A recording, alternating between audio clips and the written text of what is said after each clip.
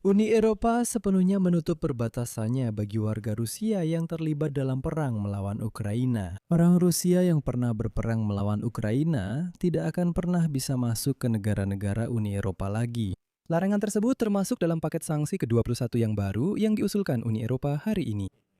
Paket tersebut juga mencakup sanksi terhadap sektor perbankan, platform kripto, dan bahkan industri perikanan Rusia. Daftar sanksi juga mencakup puluhan kapal tanker baru dari armada bayangan Putin.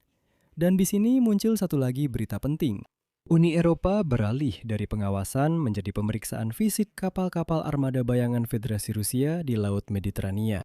Mulai sekarang, semua negara Uni Eropa secara sah diizinkan untuk menghentikan kapal-kapal Rusia dan memeriksanya. Jika ditemukan pelanggaran sanksi, kapal tersebut dapat langsung disita. Nama saya Alexei Peci. Mari kita bahas topik ini bersama-sama. Namun sebelum kita mulai, saya mohon Anda untuk berlangganan saluran ini, sukai video ini, dan tulis komentar apapun di bawah video ini. Jadi, Komisi Eropa telah mengusulkan paket sanksi baru terhadap Rusia yang mencakup beberapa bidang utama: energi, layanan keuangan, kripto, perdagangan, dan untuk pertama kalinya, perikanan.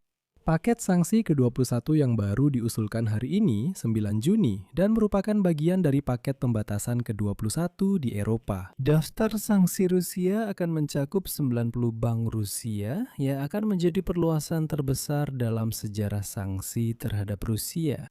Akibatnya, sekitar 50% dari seluruh sistem perbankan serta lembaga kredit akan berada di bawah sanksi Uni Eropa. Sanksi paling keras akan dikenakan pada 31 bank. Mereka akan sepenuhnya dilarang melakukan operasi apapun dengan pihak-pihak dari Uni Eropa. Hal ini secara resmi diumumkan oleh Kepala Komisi Eropa, Ursula von der Leyen. Selain itu, akan ada 20 bank perusahaan kripto atau platform di negara ketiga yang melayani organisasi dan individu Rusia yang terkena sanksi.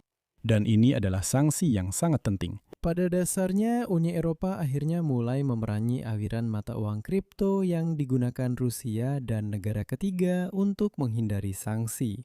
Menurut paket sanksi ke-21, sekarang setiap platform kripto yang terbukti bekerja sama dengan warga Rusia akan langsung dikenai pembatasan untuk beroperasi di Uni Eropa dan mitra-mitranya.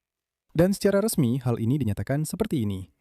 Uni Eropa untuk pertama kalinya akan memberlakukan kemungkinan larangan penuh atas penyediaan layanan yang berkaitan dengan aset kripto di negara ketiga. Ini akan menjadi faktor pencegah yang kuat bagi negara-negara yang menampung platform yang membantu Rusia menghindari sanksi kami. Dan inilah pukulan terhadap mata uang kripto. Ini sangat penting. Faktanya, orang Eropa sudah sedikit menguji mekanisme sanksi ini karena memang benar-benar rumit. Jika sistem perbankan sudah jelas, maka cara melawan mata uang kripto di sini jauh lebih sulit. Jadi, dalam paket sanksi ke-20 yang diadopsi pada bulan April, Uni Eropa untuk pertama kalinya memberlakukan sanksi terhadap rubel digital. Perusahaan-perusahaan Kirgistan yang digunakan untuk operasi dengan stablecoin yang terkena sanksi, melalui mana perusahaan-perusahaan Rusia melakukan transaksi senilai lebih dari 100 miliar dolar. Celah ini sudah ditutup, dan sekarang mereka akan menyerang secara langsung seluruh industri kripto yang terhubung dengan orang Rusia atau yang bekerja sama dengan orang Rusia. Secara keseluruhan, sistem sanksi terhadap sektor keuangan Rusia merupakan struktur yang berlapis-lapis. Pembatasan dengan tingkat keketatan yang berbeda-beda, mulai dari pembekuan aset hingga larangan penuh atas transaksi dan layanan keuangan, sudah diberlakukan terhadap 70 bank Rusia. Daftar yang diblokir oleh Uni Eropa mencakup pelaku terbesar yang penting secara sistemik. Sberbank, VTB, Alfa Bank, Roselkhozbank, Promsvязьbank, Bank Kredit Moskow, Sovcombank, Novikombank, dan lain-lain. Banyak bank regional masih berada di bawah sanksi sektoral yang lebih ringan. Bagi mereka, akses ke modal Eropa, investasi jangka panjang, dan layanan tertentu dibatasi di sana. Tapi yang penting, selain bank-bank Rusia, bank-bank asing yang terlibat dalam mengakali sanksi atau menggunakan sistem pengiriman pesan keuangan Rusia juga terkena sanksi Eropa. Sistem ini adalah semacam analog dari sistem SWIFT. Jadi, dalam daftar sanksi tersebut masuk juga bank-bank terbesar dari Kirgistan, Azerbaijan, dan Laos. Bagian terpisah dari paket sanksi ini berkaitan dengan kapal-kapal yang digunakan Rusia untuk mengekspor minyak dengan cara menghindari sanksi. Daftar tersebut menambahkan 30 kapal lagi, sehingga total sudah lebih dari 660 kapal armada bayangan Rusia yang terkena sanksi. Untuk pertama kalinya, kapal-kapal yang melayani armada bayangan juga terkena sanksi. Misalnya, kapal yang menyediakan bahan bakar atau layanan lainnya. Objek infrastruktur juga akan terkena pembatasan. Pelabuhan, bandara, kilang minyak yang memperdagangkan atau mengolah minyak Rusia. Selain itu, diusulkan untuk melarang penjualan barang-barang kapal tanker energi. Secara keseluruhan, jika Anda terlibat dalam pekerjaan armada bayangan Rusia, bahkan jika Anda tampaknya tidak bekerja langsung dengan mereka, tetapi tetap saja Anda terlibat dengan orang Rusia yang kotor ini, Anda tetap akan terkena sanksi. Intinya, idenya adalah untuk sebisa mungkin menakut-nakuti semua orang agar bahkan tidak terpikir untuk bekerja sama dengan orang Rusia yang kotor. Secara keseluruhan, Uni Eropa akhirnya mulai serius menangani armada bayangan Putin ini.